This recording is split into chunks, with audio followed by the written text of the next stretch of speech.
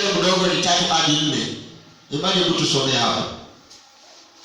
The book of Daniel chapter number 1 verse 3 to 4. Biblia inasema, mfalme akamwambia Ashpenazi, mkuu wa matowashi wake, awalete baadhi ya wana wa Israeli wa uzao wa kifalme na wa uzao wa kiungwana, vijana wasio na mawaa, wazuri wa uso, wajuzi wa hekima, werevu kwa sababu ya maarifa yao, wenye kufahamu elimu, watakaoweza kusimama katika jumba la mfalme. Tena alimwambia awafundishe elimu ya Wakaldayo na lugha yao. Amen. Huyu ni Danieli, na kuna wakati nimewaambia Danieli akiteka nyara akipelekwa kwa nchi ya Babylon alikuwa mwenye umri wa miaka 17. Na mfalme ambaye alikuwa ni Joakim ambapo alikuwa anatawala, alipotoka katika ufalme, Nebukadneza akachukua ushukani. Ninamwona Nebukadneza anaenda kinyume na anateka wana wa Israeli nyara. Na anapoteka wana wa Israeli nyara, anasema wamwangalilie vijana ambao wametoka katika familia za kiufalme, na pia wamwangalie vijana ambao ni wangwana. Bwana Yesu asifiwe. Kwa hivyo kuna wale walitoka katika zile jamii ambazo zilikuwa za kifalme, na kuna wale ambao walitoka katika zile jamii za kawaida kama mimi na wewe, Danieli akiwa mmoja wao. Bwana Yesu asifiwe. So walipokuwa wametekwa nyara wakawekwa katika nchi ile, Danieli akiwa ametoka katika familia ya kawaida, na kuna wale ambao wametoka katika zile familia ambazo zilikuwa za kifalme. Bwana Yesu asifiwe. So unapomwangalia huyu Danieli, jambo la kwanza linapojitokeza, Danieli alikuwa physically fit. Alikuwa kijana ambaye ni shupavu, alikuwa ni kijana ambaye ni barubaru, akawa ni kijana ambaye alikuwa na nguvu. Bwana Yesu asifiwe. Na despite kuwa na misuli mizuri, pia Danieli, Biblia inasema ya kwamba alikuwa na sura mzuri. Bwana Yesu asifiwe. Lakini tunapokuja, unajua zamani waliangalia that appearance Isabella physically, lakini leo hii tunapoangalia tunaangalia katika ulimwengu wa kiroho. Bwana Yesu asifiwe. Maana kuna watu ni sura mbaya, hata huwezi tamani awe rafiki yako, lakini Mungu anamtumia vijana wanasema Mungu anamtumia vibaya sana. Lakini kwa sisi wazee tunasema Mungu anamtumia vizuri sana. Bwana Yesu asifiwe. So Danieli alikuwa physically fit na akawa pia ni handsome.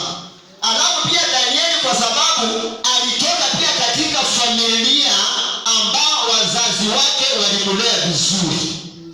Wewe mama, wewe mzee uko mahali hapa, utakapolea watoto wako vizuri, hata wakienda kukaa katika nchi ya kigeni, bali bado watakuwa watoto wazuri. Alafu jambo lingine, alikuwa mwepesi wa kuelewa. Alikuwa mwepesi wa kufanya nini? Wa kuelewa. Na alafu ya mwisho mahali pale, aliqualify to serve in the king's palace. Unajua kuna watu wengine sio wepesi wa kuelewa. Yaani unaweza mwambia jambo urudie, baada ya kuambia ulikuwa unamaanisha nini. Lakini Danieli hakuwa that style. Kimwambia jambo mara moja anaelewa. Bwana Yesu asifiwe. Amen. So tumesema topic called set apart and equipped. Na ndio nikawaambia katika matangazo, kuna watu wameitwa na kuna watu baada ya kuitwa waliwatenga, na baada ya kuwatenga waka undergo the training ambayo kama ya Danieli walienda kwa muda wa miaka 3 ndiposa wakwalify kufanya kazi katika nyumba ya mfalme. Bwana Yesu asifiwe. Amen. Ukisoma mpaka darasa la 7 alafu uache shule, unaweza ambia watu ulifanya standard hii.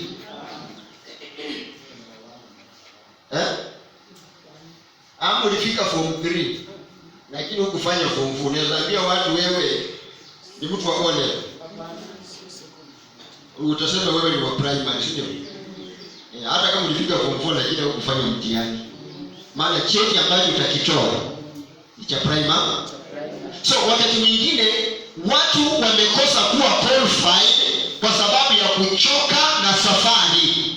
Pengine Mungu alitaka uhudhurie kanisa kila siku, Mungu alitaka utoe matoleo hapa kila Jumapili, Mungu alitaka ufanye kazi yake vizuri kabisa. Baada ya miaka mitatu Mungu aanze kukuinua. Lakini sasa wewe unapiga absent. Bwana Yesu asifiwe. So wakati unakosa darasani, kama wewe mstari anasoma hapa kwa teki, kwa ndio.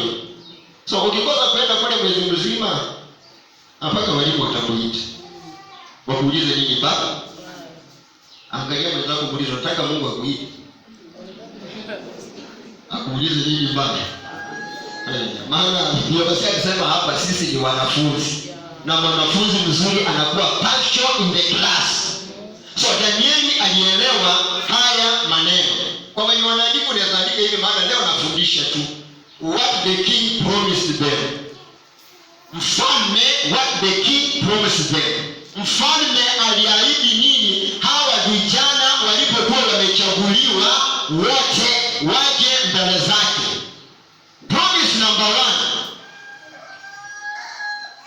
Daily amount of food and wine from the king's table. Daily amount of food from the king's what? Table. Waliagizwa chakula kila siku kwa meza ya mfalme. Bwana Yesu asifiwe. Yaani saa hii shamasi wakwambie wewe ikifika asubuhi na ingia State House unakunywa chai, ikifika saa 7 unaenda unakula, ikifika jioni unaenda unakula sapa. Hapo ndo kweli. Hapo ndio. Akasema mpaka halali. Amesema lazima aende. Bwana Yesu asifiwe. So hao vijana walikuwa wanataka ati waweze kunenepa, wawe na misuli, ndio watakapofika katika nyumba ya mfalme wafanye kazi ya ubaunza vizuri. So mfalme akawaagiza, jambo la kwanza mtakula chakula kwa nyumba ya nani? Jambo la pili, training them for 3 years. Yaani kwa miaka mitatu wakule kila siku, na wanapokula wanawekwa kwa training ya miaka mingapi? Ingekuwa sahihi ingekuwa ni diploma. So hawakuwa na graduate na certificate, they were graduating na diploma. So hii kumbe ya miaka mitatu diploma haijaanza sahihi, ilianza wakati wa kina nani? Ilianza wakati wa kina Danieli. So kwa miaka mitatu wakae chini wakifundishwa. Jambo la tatu, after being chosen by the king, he gave them new names. Baada ya wao kuchaguliwa na mfalme, waliwabadilishia nini? Majina yao, wakabandikwa majina mengine. Bwana Yesu asifiwe. So tunaona Danieli mbeleni aliitwa Danieli, lakini wakati mfalme alimchagua alimuita Belteshaza. Alafu kuna yule ambaye alikuwa anaitwa Anania. Baada ya Anania naye kuitwa kuchaguliwa na mfalme, jina lake likabadilika from Anania to Shadrach. Bwana Yesu asifiwe. Tunakuja kwa huyu waine ambaye ni Mishael. Mishael baada ya kuchaguliwa na mfalme, jina lake wakalibadilisha wakamwita Meshach. Bwana Yesu asifiwe. Tunakuja kwa Azaria, jina alilopewa na mama yake na baba yake, ama jina la ukoo. Baada ya mfalme kumuita akamchagua, wakabadilisha jina from Azaria wakamwita Abednego. Bwana Yesu asifiwe. Amen. Angalia mwenzako mwambie, Mungu alipokuita alikubadilisha wewe nini? Maana huyu ni mfalme, alipowaita hakutaka waende na ile majina yao ya asili. Ndio mimi na wewe tulipookoka, kuna mambo Mungu alitaka tuachane nayo, tuweze kuwa viumbe vipya. Lakini kuna watu waliitwa, lakini neema bado wanaenenda na ule wizi wao. Kuna watu waliitwa, bado wako na zile tabia za wizi. Kuna watu waliitwa, bado wako na mitina. Kuna watu waliitwa, hawakuacha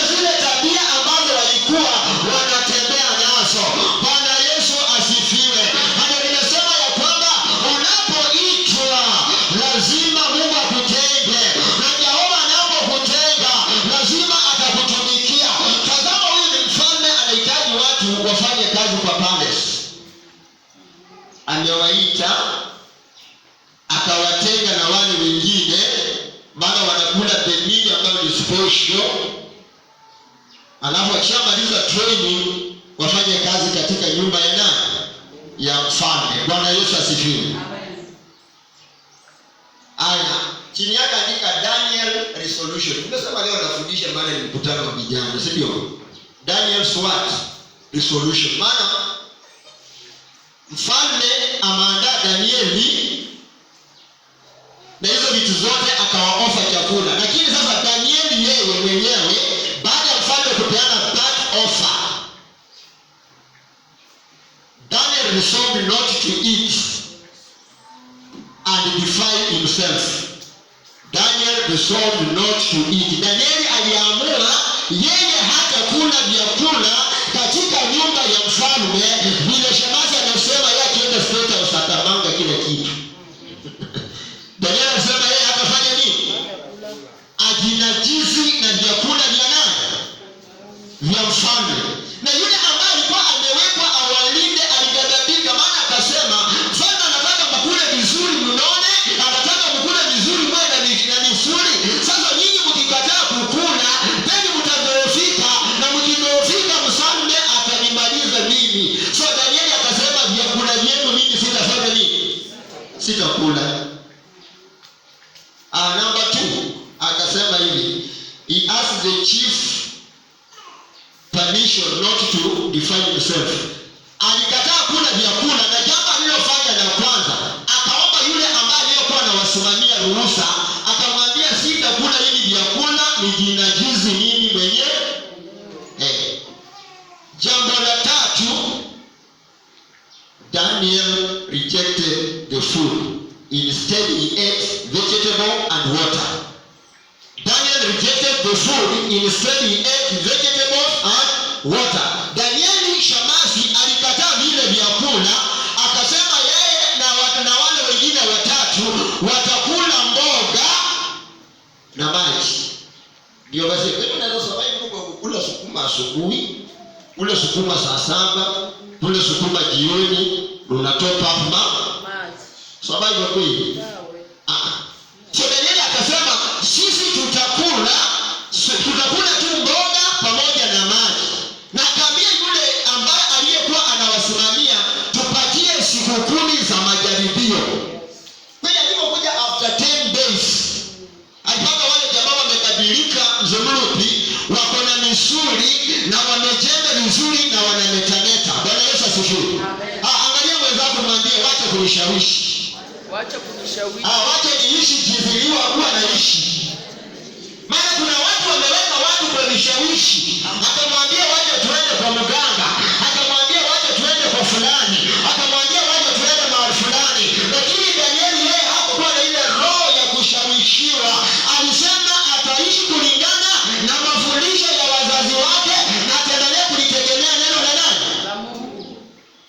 Unaona sasa kama ingekuwa mtihani Shemasi angekuwa manguka. Maana yangeamua uasi neno la Mungu, akule vitu vya nani? Vya mfalme. Ndio mfalme.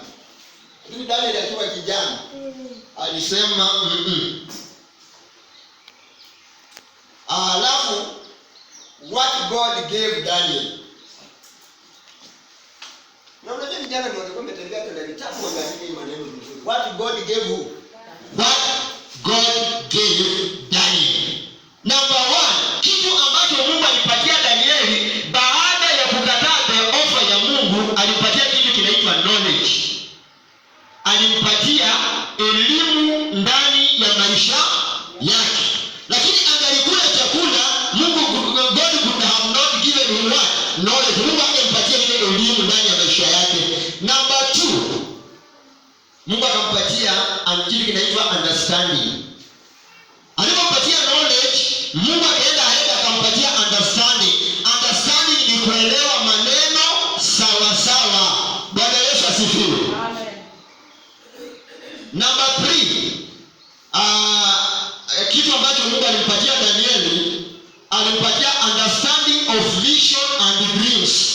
Akampatia angeweza kupambanua maono na angeweza kupambanua pia na nini? Na ndoto.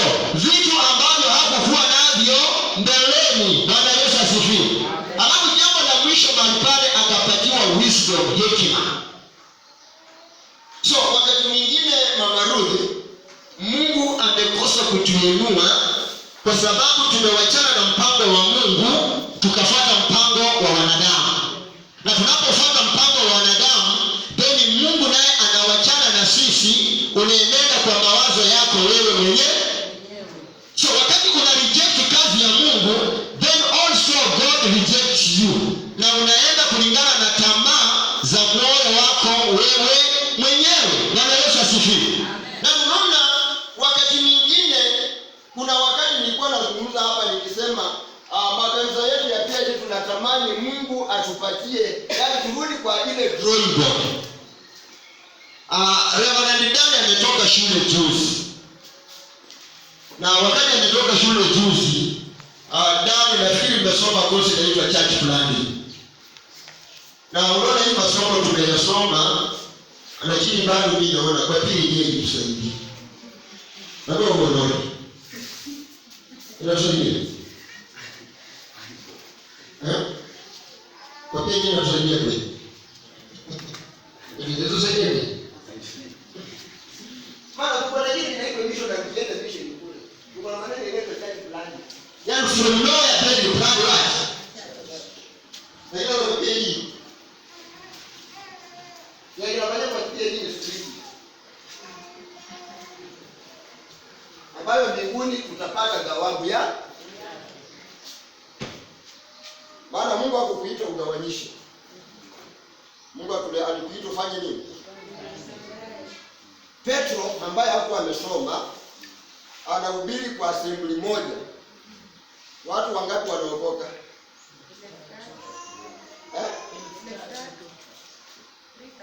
Watu ndio ni moja. Na unajua Petro hakukwenda hivi. Hakukwenda hivi. Akawa anafanya nini? So kuna spirit of rebellion in PhD. And that's why the church of God cannot grow. Lakini wakati tutafika wapi? Tutafurahisha watu duniani. Lakini wakati tutafika tutajifanya makosa makubwa dunia hii. Maana mimi niko na knowledge church planning. Ndani uko nazo. Maana umesoma masomo yote kamaliza. Na tunaona from nowhere Kera, yeye tu na mke wake wakaanzisha PhD Kenya. Sisi ndio hapa. So tuko kwa maono ya yule mzee ambaye amelala. Hata paka kujengea nyumba pale Nyangori ya Kodani. Tuko kwa hiyo maono. So kwa wengine tuache mjeza kusema tunapangwa huduma. Kwa bana. Ambacho siku moja tusimama mbele ya kiti cha hukumu cha nani?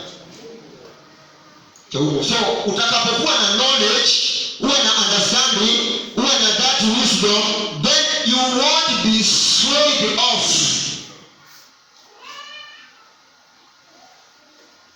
Hautayumbishwa na mawimbi, si ndio?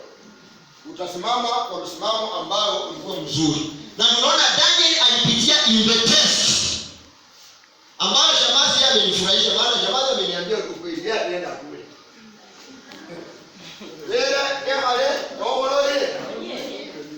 Shamazi umezungumza tu kweli bwana. Na tunaona watu wengi hata sisi kwa leo tunafanya vitu vyenye Mungu hataki tufanye. Lakini kwa sababu wanadamu wametaka kufanya, then we are doing it. Bwana Yesu asifiwe. Amen. Sasa huyu alikuwa na knowledge, understanding, alafu understanding ni vision and dreams, alafu akawa na wisdom. Na hizi vitu zote zinapatikana kama umefanya nini? Umesoma. Na ndio mimi nimeleta tu watu wapatikane Mkuyuni siku ya kesho. Na fikiri ndio ilikuwa the deal. So wamebeza wataka watu wenye wako na knowledge, wataka watu wenye wako na understanding, wanataka watu wenye wako na vision and dreams, na wanataka wale watu wako na wisdom. Bwana Yesu asifiwe.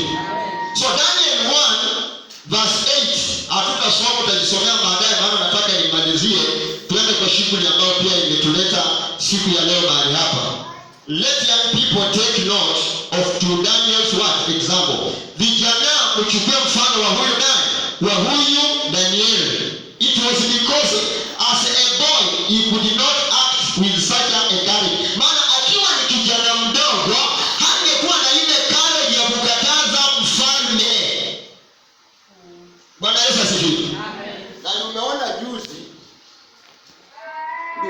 juzi watoto wa Butere wakajaribu kutengeneza nini wakitaka wa perform, sio?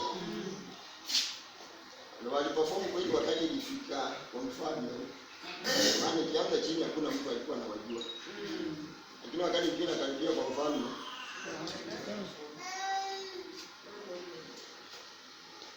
maana walikuwa wamejenga hii courage ya Danieli ya kutaka kuconfront mfalme, wamwambia maneno unafanya haya ni mabaya, lakini kabidi wasupishe. Lakini Danieli hakuogopa mfalme. Asema hata kama wewe ni mfalme, nitakuambia ukweli, vyakula vyako sitakula. Wakati mwingine kama jambo ni mbaya, haijalishi kama ni mchungaji amekuambia, ambia tu pasta, hiyo haitawezekana. Bwana Yesu asifiwe. Lakini wewe mtu mwenye ana authority kwako anakucontrol tu na wewe unasema Ngura ikaingia sijui nani kipende tukule mama. Alafu mjinga yake kaenda akakula mama yake. Kumbe sungura ilificha. So, ule mnyama mwingine alikuwa mnyama mgani? Sisi. Sasa sisi angekuwa mwelewa angemwambia sikatai, tunajua yeye anapenda nyama. Wende na wewe mpaka kwao. Ukishakula mama yako nikiangalie hivi. Alafu mimi niende.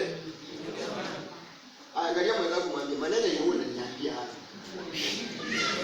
Wewe unafanya. Yaani kuna mtu anakuelekeza, yeye hafanyi vile. Lakini anataka wewe ufanye vile amekuambia ufanye. Ndio nataka dunia akili. Yeye akili yako vizuri. Yaani yeye hafanyi. Lakini akwambia wewe ufanye. Lazima siende kanisani, lakini ukiulizia vizuri, yeye amekuja. Bwana Yesu asifiwe. So Daniel alikuwa na that courage. Number one na pale Biblia inasema ni Daniel's temptation. Maana kwa mstari wa kwanza mlango wa kwanza mstari wa 8 ilikuwa ni jaribio ambalo Danieli alikuwa anapitia ndani. Bwana Yesu asifiwe. Na alipopitia ndani alipata that courage au ukakamavu wa kukataa maneno ya yule mtekaji nyara wake. Number 2, faithfulness of Daniel in Babylon. Danieli aliendelea kuwa mwaminifu licha aliishi katika nchi za kigeni. Najua kuna watu wanaonekana wameokoka wakati wamekaa ndani ya kanisa hivi. Lakini wakati wametoka wapi? Nje. Najua mwendao kumuuliza ukitoka nje penye hakuna mshiriki wa majibu unadumisha wokovu. Unadumisha wokovu. Maana Danieli alipokuwa katika nje ya nchi yao bado aliokoka. Mahali watu hawamjui, bado alizidi kudumisha wokovu wake. Lakini kuna watu wanaokoka wakikutana kwa vijiji, kwa self group leader, kwa self group services, kuna watu wanakuwa wokovu wakiwa kanisani hivi, lakini wakati wako peke yao. Na ndio nikasema the meaning of the word character is what you are doing when you are alone. Maana wakati uko peke yako hakuna mtu mwenye anakujua hapo pale. Ile vitu unafanya hiyo ndio tabia yako. So Danieli akiwa kwa nchi ya kigeni, yeye alidumisha wokovu. Number 3 pale Daniel's resistance. Danieli alizidi to resist, kutetea imani yake. Na alipokuwa anatetea imani yake, alitetea kutoka ndani ya moyo. Unajua kuna watu wanaweza kuwa wanakuambia ndio wazee wanakupenda, lakini ni hapa. Lakini ndani ya moyo hawakupendi hata kidogo. Watakuonyesha smile, watakuonyesha ni wazuri, lakini unapokuja ndani ya moyo, hao watu wako mbali sana na wewe. Danieli alipoambia Mungu anampenda Phyllis, yeye alimaanisha kutoka ndani ya nini? Ya moyo, in really sense, yeye anampenda nani? Mungu. So vijana ambao mko ndani ya nyumba, huyu jamaa alikuwa 17 years ako under captivity. lakini bado anatetea injili. So hata wewe, Mungu haijalishi wewe ni kijana wa miaka mingapi, Mungu anaweza amua amwage roho wake ndani ya maisha yako, then utransform dunia hii na watu wa Mungu wafanye nini? Waokoke na wasonge mbele. Bwana Yesu asifiwe. Alafu jambo la mwisho mahali pale, the result. Baada ya yeye kukataa hivi vitu vyote, kuna majibu ambayo sasa Mungu alifanya nini? Alimjibu. Number 1, God gave him favor with the prince. God gave him wisdom. Yaani Mungu akampatia kibali machoni pa mfalme, licha amekataa chakula cha mfalme, na pia Mungu akampatia hekima ndani ya maisha yake. So kuna vitu utakapoachana navyo, then maisha yako hayatabakia vile. Bwana Yesu asifiwe.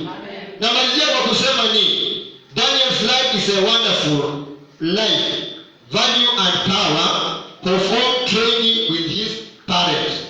Danieli anakaa vile kwa sababu gani? Ya ile training ambayo alipewa na wazazi wake. Wengine wetu tumesimama kwa wokovu kwa sababu ya ile training tulipewa na baba na mama, ama ile training ambayo ulipewa na mzazi wako. Bwana Yesu asifiwe. Lakini wakati mwingine ukiangalia vile watu wanakaa ndani ya kanisa, imani kabla usema ambaye ni mbaya, si ndio? Angalia wazazi wake. Maana wewe ni kioo ya kamera. Kamera na hapo sana kama kumani maji na bora na from the word go. Wewe ukitangulia kwa nini? Halo, unaifikiri zaidi mtotaka au mtu? Bwana Yesu asifiwe. So Danieli aliact kulingana na wazazi jinsi walivyomlea. Kile kumbuka, wakati mwingine tungeenda kwa jirani, hujakunywa chai au hujakula lunch, lakini kwa sababu mama alikuwa mkali sana, unajua nakwambia mtu kule na unasema nimeshiba. Mdomo unasema nimeshiba, lakini tumbo watu sasa baba ndiye wataniuliza ulikuwa umekaa wapi? Unajua kama umekukataza kitu na ukule kwa mfano, lazima kuna kitabu hapa tu kwa mdomo hapa kidogo. Yaani ukienda kuuliza na hii ni nini? Bwana Yesu asifiwe. Bwana Yesu asifiwe. Na ndio shetani ametumia ile mbinu kututenda sisi kama wanadamu. Ile kitu Mungu hataki mimi na wewe tufanye, hapo ndio shetani anatusukuma tufanye nini? Ndio Paulo anasema nipendalo kulifanya silifanyi, lakini ninalokataa kufanya najikuta nafanya nini? Sasa tunaumu nani? Mungu ndiye alikuuliza hiyo swali ya. Tunaumu Mungu ama tujilaumu wenyewe? Alafu mwisho andika about Daniel. Andika tu about Daniel.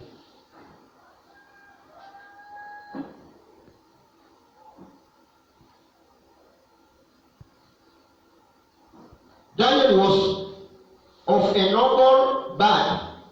Daniel was of a noble birth, not from the royal family. Danieli alikuwa tu mtoto wa kawaida, hakuzaliwa katika familia ya watoto wa kifalme.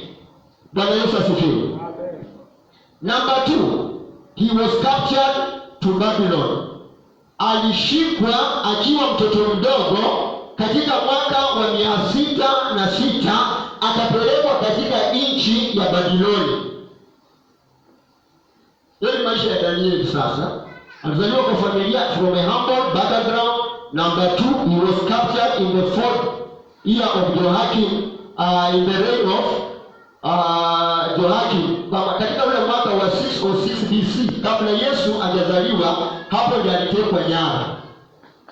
Number 3, he was persecuted for his religion. Alitaka auawe ama aliteswa kwa sababu ya imani ya dini yake, lakini kwa sababu alimtegemea huyu Mungu, then Mungu alimuokoa. So kwa zile shida ambazo unapitia ndani, kwa yale matatizo unapitia ndani, wewe usiangalie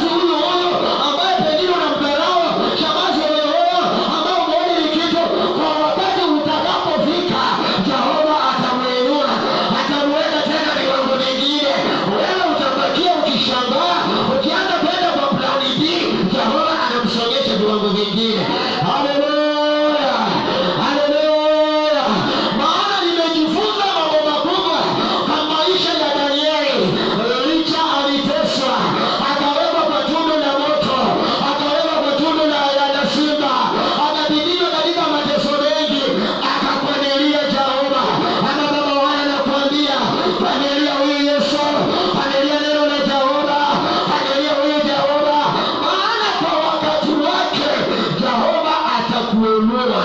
Amen. Bwana Yesu asifiwe. So kama Danieli hangevumilia, angalia ndani ya Biblia. Angalia mwenzako muulize hivi. Kwa nini unaulizanga Mungu kwa nini nateseka? Maana Mungu kwa nini haya, na kuna mwimbaji akisema haya kwa nini niyapitie haya? Haya, sasa ningekuwa mwimbaji na mimi ningemkanusha nimuulize, na wewe unataka nani apitie? Bwana Yesu asifiwe. Unajua maneno ndani, wakati majaribu yanakuja uliwa wewe, Mungu anakuwa amejua wewe utayashinda. Maana Mungu hawezi leta jaribio ambalo litakushinda wewe. So mambo mengine tunapitia ndani kama Wakristo, maana Mungu anajua at long last utakuwa victorious. Maana walimweka kwa tundu la simba, wazee ambazo zimekaa na njaa, wakadhani leo zitamaliza wewe, wakaona ametoka ndani, hawakutosheka, wakamweka ndani ya moto, wakadhani huu moto utamteketeza, wakaona kuna mtu wa nne ndani ambaye anamtetea, na mwishowe akawa ni mtu mkubwa. So tunapita ndani ya wimbi la moto, tunapita ndani ya wimbi la majaribu, licha tutaonekana tumetingizika lema, tutaonekana tunayumbayumba, lakini Jehova ako pamoja nasi, lakini Jehova anatusimamisha, lakini Jehova anatuweka viwango vingine. Bwana Yesu asifiwe. Maana ukichoma matofali yanaungua na ule moto, yanavumilia, baada ya ule moto yanatoka ndani yakiwa mekundu na ya kupendeza na yanavutia watu. Ndio lema anasema tunataka kuinua matofali mahali pamoja, baada ya kuangalia ile tuangalie ilichomeka vizuri. Hiyo ndio tunataka tuinunue ikuje mbele katika kanisa la watu. Unajua kitu kimoja tunapomalizia na furahianga jambo hili. Kwa mfano hii ni asemu ya Matiso, si ndio? Ambao Mungu alipenda hili kanisa liwe hapa. Hili kanisa lina shida pia. Hili jengo. Nani hapo ana shida? Hata wewe una shida gani?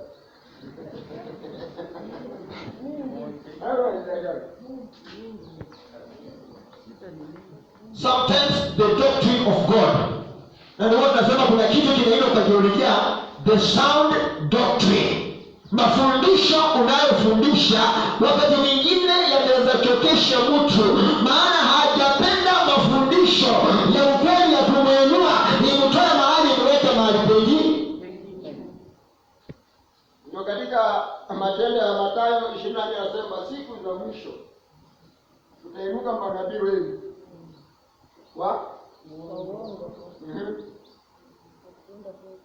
na kupenda fedha ingine kupenda wenyewe. Haya, angalia mwenzako muuliza hawa manabii wapi? Ndio nikasema furaha yangu ni hii. Kipawa ambacho Jehova aliweka ndani yako Masia, hicho hawatakitesa. Hicho kitaendelea kuinuka. Hicho kitazidi kung'ara, kitasonga mbele na watu watajua kweli kulikuwa na Mungu mahali. Bwana Yesu asifiwe. Maana the gift of God ambayo imewekwa kwa Reverend ndani, licha utapitia ndani ya magumu, kilicho ndani mwako kwa wakati unaofaa. Nikaambia watu wa Magunga tulipokuwa kwa ile siku ya Merigo, nikawaambia Isaka akachimba kisima, wana wa Israeli wakaona Wafilisti wakavitinika, wakakuja wakafunika, akasonga mahali tena akachimba kingine, wakamfuata tena wakakiziba. Yeye hakuchoka, alisonga mbele, alisonga mbele, akajibu amesema ndani ya huduma watakutesa, ndani ya huduma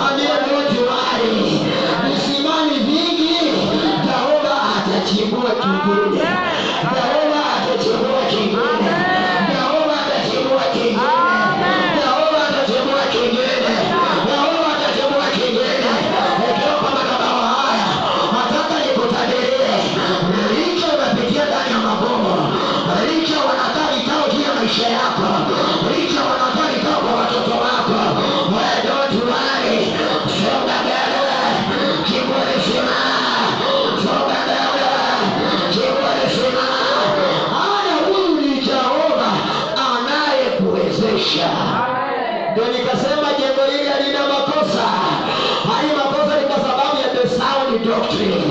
Maana watu hawapendi ukweli, watu wanapenda maneno ya kuwapumbaza pumbaza, kuwapaka mafuta, lakini hatutaenda na mlango ule, maana tunajua Jehova yeye ndiye anayeinua watu. Amen. Maana Isaka angalia. Alizidi kuchimba. Na wewe unapata tu jaribio moja, unaisha complete. Unasema hata mkaeleza Isaac hakukata tamaa. Walipoiziba na kazi kwa ya kuchimba tu kisimaa shamba, alafu mtu akuja kunika. Alafu wewe mchimba yeye akuje afunike. Na huyu Mungu tunamwomba sasa kwa Mungu. Yaani sisi kichimbaje visima, alafu wewe unakuja unafanya nini? Alafu Mungu akuhurumie. Ajue ukae tu. Ndio basi akileta baraka kwa watu. Ni wewe ndio hodori.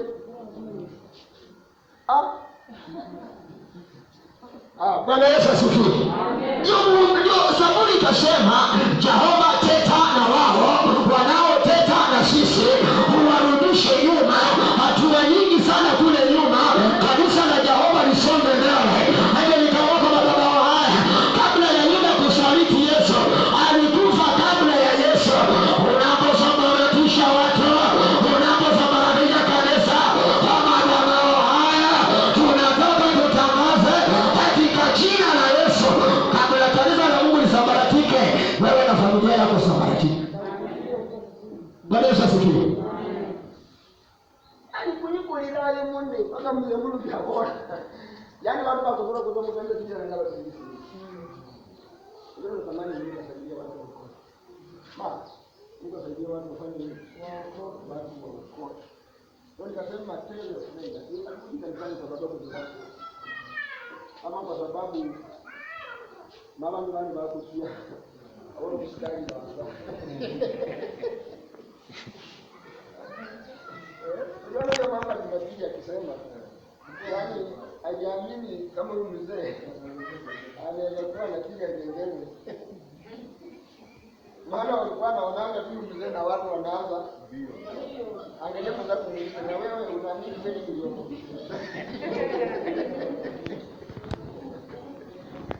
Kuna watu wengine hata kama ndio kaongoka. Yaani wanakuonanga tu vile wewe ulikuwa ulibadilika na umesonga viwango vingine. Bwana Yesu asifiwe. Amen. Nilifurahia performa mabadiliko kwa kata ilikuwa. Bwana pale bando wengi. Mpaka anashangaa mtemrupi apiga kengele. Yaani Mungu anazokoa watu. Bila watu wanashangaa. Hatui mama Dorcas anaombea mtu apone. Na kweli anaombea mtu na anafanya nini? Bwana tujawahi kuwa wazuri, lakini tulikuwa wabaya, lakini Jehova akatuokoa. Alipotuokoa tunatenda kazi yake. Adiye mwenzako usinizuie kwa kutenda kazi ya Jehova. Wacha nitende kazi ya Mungu, nisonge wapi? Danieli ametolewa peke yake, yani kwa familia yao Magi. Amepelekwa nje. Ali kwa sababu ya familia yako. Hata kama niko peke yangu bado nitasimama. Amen. Na Mungu atakuwa mtetezi wa. So don't worry. God is in control. Simama kwa Biblia yako.